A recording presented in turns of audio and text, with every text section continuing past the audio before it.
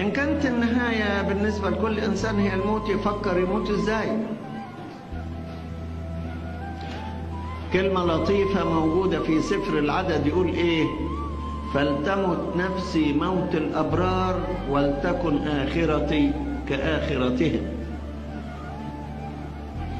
في ناس يموتوا تبص تلاقي الأوضة مليانة ريحة بخور، تلاقي نور موجود، تلاقي يشوف رؤى ومناظر تعزيه وتريحه قبل ما يموت، تلاقي وهو ميت تبص لملامحه تلاقيه مبتسم مرتاح مش باين عليه الرعب.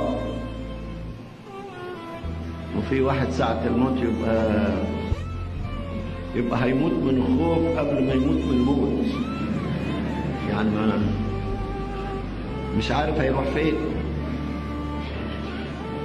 نهاية